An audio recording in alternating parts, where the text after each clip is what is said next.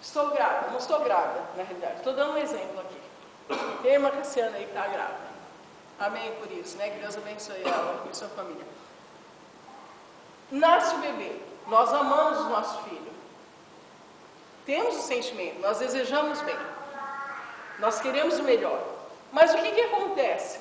Basta querer o bem do nosso filho ou nós precisamos ir lá de 2 em 2 horas amamentar, ou dar mamadeira, trocar a fraldinha, checar a temperatura, ver se o neném está bem, contar historinhas, ler hinos. Então, sentimento apenas, sentir no coração que alguém é lindo, maravilhoso, não é o suficiente numa vida cristã. É mais do que isso. É um sentimento que envolve em ação. Eu preciso agir. O que está escrito na Bíblia? Filho meu, dá-me o teu coração. Quando nós amamos de verdade, nós precisamos dar alguma coisa para alguém. O que Jesus fala para Pedro? Pedro, você me ama? 3 vezes ele pergunta para Pedro, né? Pedro, você me ama? E no final ele fala assim, então apacenta as minhas ovelhas. Ou seja, me serve, seja um discípulo, seja um instrumento meu no mundo, já que você me ama de verdade. Então, amor exige o quê? Ação. E aí nós vamos ver aqui no decorrer dessa lição, como a gente precisa fazer isso. Vamos ler rapidamente em 1 Coríntios 16, 1 a 4. Eu vou ler para os irmãos que eu já achei aqui rapidamente. Ora, quanto à coleta que se faz para os santos, fazei vós também o mesmo que ordenei às igrejas da Galácia. No primeiro dia da semana, cada um de vós ponha de parte o que puder ajuntar, conforme a sua prosperidade, para que se não façam as coletas quando eu chegar. E quando tiver chegado, mandarei os que por cartas aprovadas para levar as vossas dádivas a Jerusalém. Havia irmãos carentes, e Paulo então faz um pedido. Olha, cada um pega o que tiver, de acordo com as suas, prosperidade, de acordo com aquilo que você tiver, e ajude os irmãos que estão precisando. Você ama, você sente, mas você tem que dar. Vamos ver depois em 2 Coríntios 9 e 7. Marcelino, 10 horas acaba? 5? 10 horas? Tá bom, então tem que correr aqui um pouquinho. Então vamos lá. 2 Coríntios 9 e 7. Alguém achou que é Deus? Eu posso ler. Cada um contribua segundo o propósito do seu coração, não com tristeza ou com necessidade, porque Deus ama convidar com alegria. Então, olha bem, no versículo antes desse fala assim, olha, e digo isto, o que semeia pouco, pouco também se fará, e o que semeia abundância, em abundância também se fará. Cada um contribua segundo o propósito do seu coração.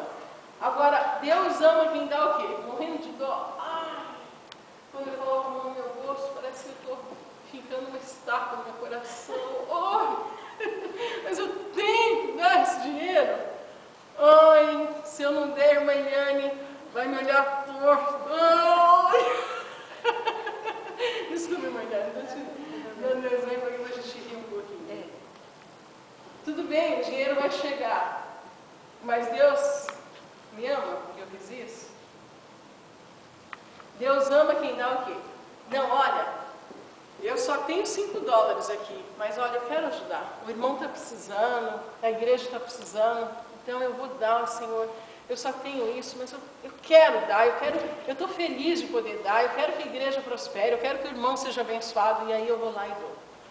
Então, não é a quantidade, mas é a intenção do coração, voltando naquele ponto. É a vontade que eu tenho de ajudar. E nós não podemos enganar a Deus. A gente pode enganar os outros, né? Mas é uma cara feliz, mas por dentro eu estou chorando, com aquela raiva. Não adianta, porque Deus está vendo. Pensa da parte de Deus, porque quem dá, Deus abençoa.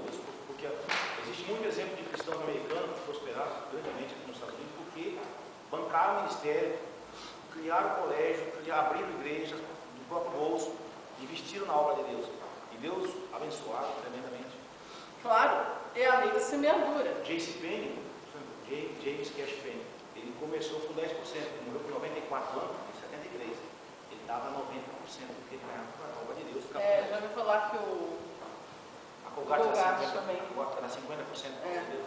Aqui fala sobre isso também. Fala assim, olha, e Deus é poderoso para fazer abundar em vós toda graça, a fim de que, tendo sempre em tudo, toda suficiência, abundeis em toda boa obra. Então é lógico, né? Deus é o melhor patrão, o melhor sócio que alguém pode ter. Não tem como. Depois nós vamos ver o seguinte, irmãos, mais dois conceitos de igreja. Nós vamos ver a igreja universal. O que é a igreja universal? A igreja são os discípulos de Jesus em todo o mundo. Pessoas que amam a Deus, pessoas que seguem a Bíblia e que estão servindo a Deus em todo o mundo, diferentes culturas, diferentes raças, povos, né? Você já imaginou que lindo o dia que Jesus voltar? Né? Subindo brasileiro, subindo chinês, subindo gente da África, de todo lugar do mundo, aquela coisa mais linda. É uma igreja universal, pessoas que amam a Deus aqui nos Estados Unidos, em tanto lugar. A igreja local consiste de cristãos que se reúnem num corpo local. No nosso caso aqui, em Bridgeport, cidade de Bridgeport, cidade de Connecticut, nos Estados Unidos. É a nossa igreja, a igreja local. Ok? Vamos entrar então agora na lição. Bom, a introdução fala o seguinte.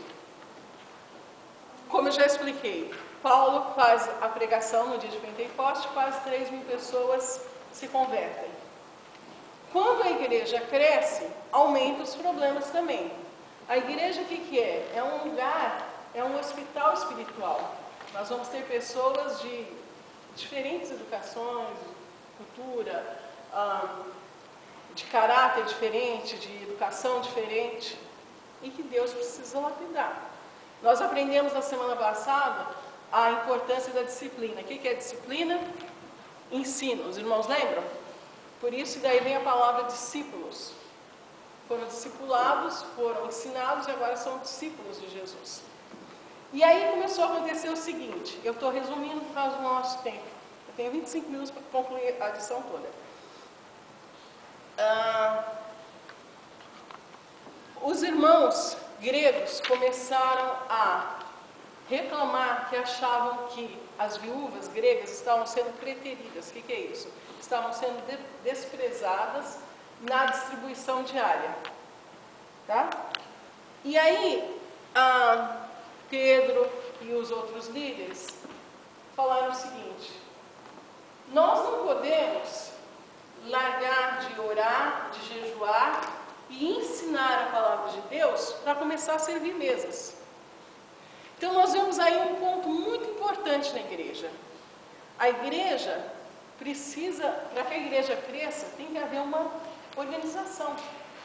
Tem que haver um líder, tem que haver uma submissão no sentido de amor. Não é submissão de um líder chegar e gritar e tratar mal as pessoas e todo mundo abaixar a cabeça, não é isso. Mas pessoas dirigidas por Deus que orientem um pouco. E que a igreja seja democrática, que escute as necessidades do povo também, para chegar a um consenso.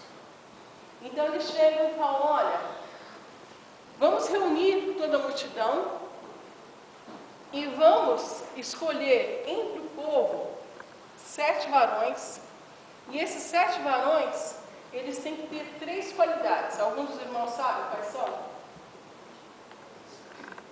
Cheios do Espírito Santo. Eles têm que ser cheios do Espírito Santo. Primeira qualidade, antes de ser cheio do Espírito Santo, boa reputação. Um cristão, a primeira coisa que ele tem que ser, irmão, tem que ter boa reputação. Não adianta ficar gritando, esperneando, se não paga, leva as pessoas para trabalhar e não paga as pessoas. Não adianta, tem que ter boa reputação. Tem que ser um homem, uma mulher de palavra. Tem que ter uma conduta boa, dentro e principalmente fora da igreja. Mas vamos falar de ficção, né? Nós acabamos de falar que a igreja é um hospital. Bom, então, primeiro ponto aí, boa reputação. Segundo ponto, buscar a Deus, querer Deus. Querer Deus, no meu conceito, é a primeira coisa para uma pessoa ser abençoada.